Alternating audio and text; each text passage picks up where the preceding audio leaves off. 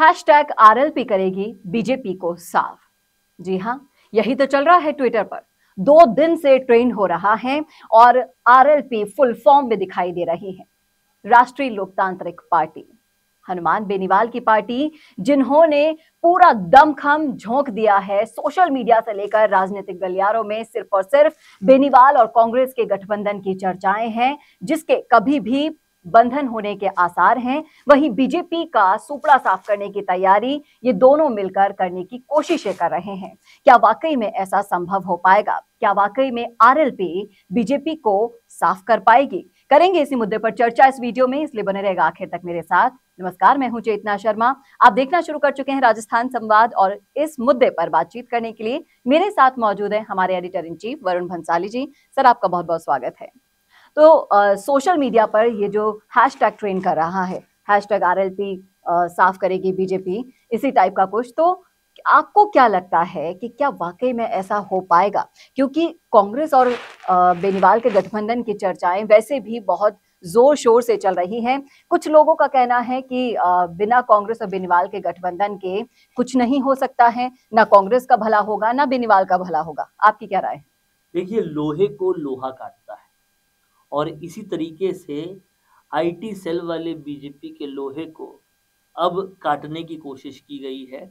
आप ये देखिए, हनुमान बेनीवाल की अपनी आईटी सेल भी बहुत बढ़िया है और कहीं ना कहीं हनुमान बेनीवाल अगर कुछ करना चाहते हैं तो उससे पहले इसी तरीके से प्रमोशन करने का एक तरीका होता है। क्योंकि हनुमान बेनीवाल पे लगातार ये लालचन लगाए जा रहे थे बीजेपी की आईटी टीम के द्वारा, और ट्विटर पे ये चीज पूरी तरह से फैलाई जा रही थी कि हनुमान बेनीवाल मौका परस्त है और इसी के लिए वो एनडीए से निकले थे। तो अब उनकी आईटी टीम उसको रिवर्स बैक करने का काम कर रही है और बता रही है कि नहीं, मौका परस्त नहीं है, वो किसान आंदोलन की वजह से निकले थे, किसानों का साथ देने की वजह से निकले थे।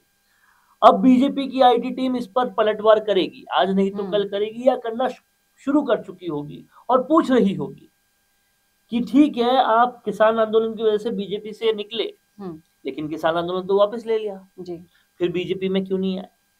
आम आदमी पार्टी में जाने की वजह कौन सा आंदोलन थी? आम आदमी पार्टी में जाने की वजह क्या थी? क्यों उनको आपने गुमराह किया और आ गए आजाद समाज पार्टी के साथ जी? इन दोनों का जवाब दीजिए। इस तरीके से सवाल और जवाब बहुत हैं, लेकिन आप ये देखिए कि पिछले 10 सालों में और कुछ बदला हो ना बदला हो, चुनाव करने का तरीका, चुनाव में जीतने का तरीका, हवा बनाने का तरीका अब सोशल मीडिया के जरिए हो गया है। आप ये देखिए, ये तो फिर भी पॉलिटिकल पार्टी है। आज ट्विटर पे कुछ ट्रेंड करवाना या ऐसी कोई हवा बनाना, अगर कोई आंदोलन भी कर रहा है, उनका जो कोरम होता है 100-200 लोगों का, वो उस कोरम से भी हैशटैग को ट्रेंड करवा देते हैं। तो इस तरीके से ये एक प्रोसेस बन चुका है। लेकिन मैं ये कहूंगा कि ना तो हनुमान बेनीवाल के पास आज की डेट में कोई चारा है कांग्रेस से गठबंधन करने के सिवा, और ना कांग्रेस के पास कोई चारा है। हाल ही में हमारे एक वीडियो के साक्षात्कार में किरोड़ी लाल मीणा ने कहा था कि कांग्रेस को कैंडिडेट्स ही नहीं मिल रहे जी। और ये हम सबको पता है कि कांग्रेस ने इससे पहले अशोक गहलोत से लेकर सचिन पायलट से भी पूछा था कि क्या आप लोकसभा चुनाव लड़ेंगे। मैं पूछता हूं, वजह क्या है कि सचिन पायलट और अशोक गहलोत ने मना कर दिया? क्या उनको अपने ऊपर कॉन्फिडेंस नहीं है, या उनको पता है जीतेगी तो भाजपा ही? ऐसी ही कोई वजह होनी चाहिए। तो ग्राउंड रियलिटी दूर होती है, जो सोशल मीडिया रियलिटी होती है कुछ कुछ इस समय पर। देखिए, समय का बहुत बड़ा खेल है। ये जो चुनावी समय है, इस वक्त पर बहुत सारी और फोर्सेस लगाई जाती है कोई चीजों को प्रमोट करने के लिए, तो वो फोर्सेस लगाई जा रही है। बहरहाल आप ये समझिए, हनुमान बेनीवाल की प्रोग्रेस क्या है, ग्राउंड रियलिटी पर प्रोग्रेस क्या है। 3 विधायक और 1 सांसद वाली आरएलपी आज केवल 1 विधायक तक सीमित रह गई है, और वो भी शुरुआत के काउंटिंग के राउंड्स में तो हार रहे थे खुद, लास्ट के काउंटिंग के राउंड्स में जीते हैं। तो आज ग्राउंड रियलिटी ये हो चुकी है, कांग्रेस जहां पर एक तरफ उस सीट से, जिस सीट से हनुमान बेनीवाल आते हैं, अपना पूरा ग्राउंड खो चुकी है। क्योंकि पहले ज्योति मिर्दा, बाद में रिचपाल मिर्दा जा चुके थे।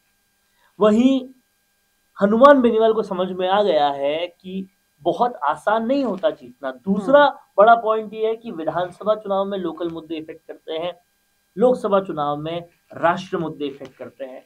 हनुमान बेनीवाल की वक़्त इन सब चीजों के बाद कितनी रह गई है, ये देखने वाली बात है।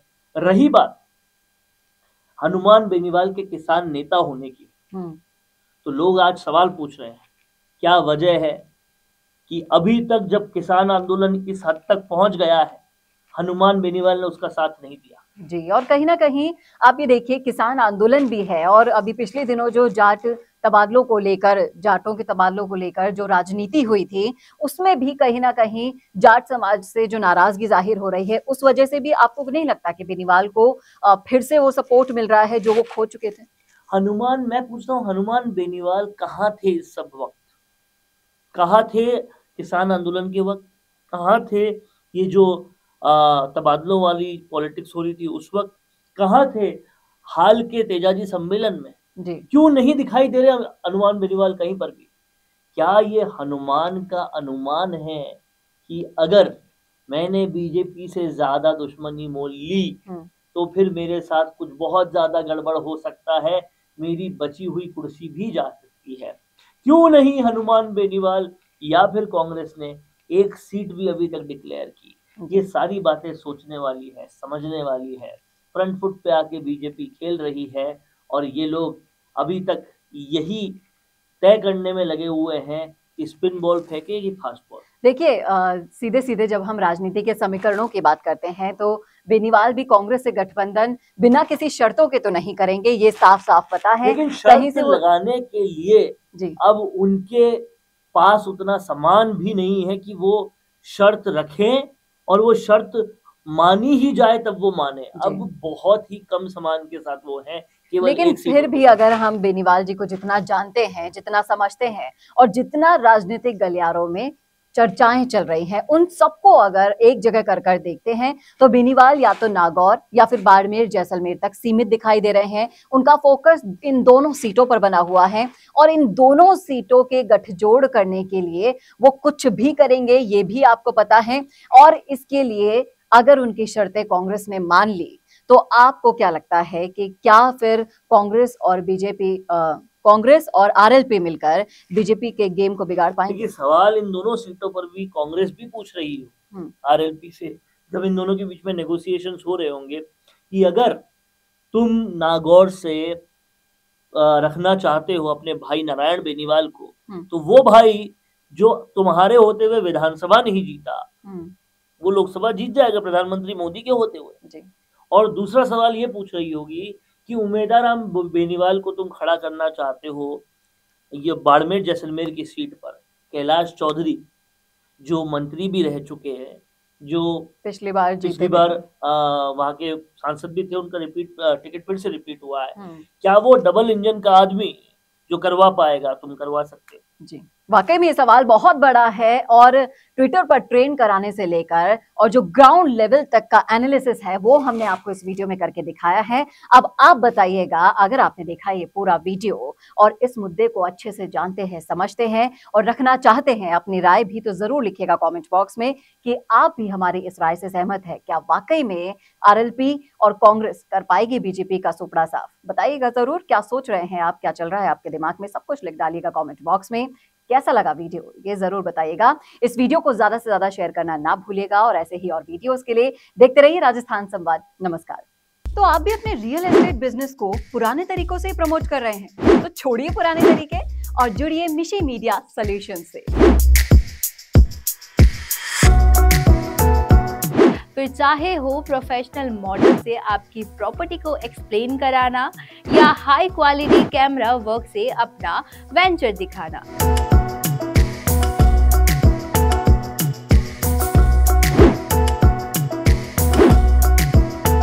मिशी मीडिया सॉल्यूशंस प्रोवाइड कराते हैं वीडियो प्रोडक्शन की वर्ल्ड क्लास फैसिलिटीज।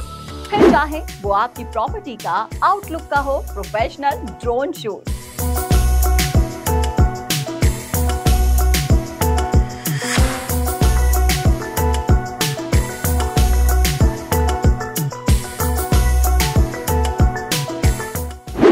पाए एक ही जगह पर आपकी शानदार सर्विसेज में हमारा वीडियो प्रोडक्शन लगाएगा 4 चांद।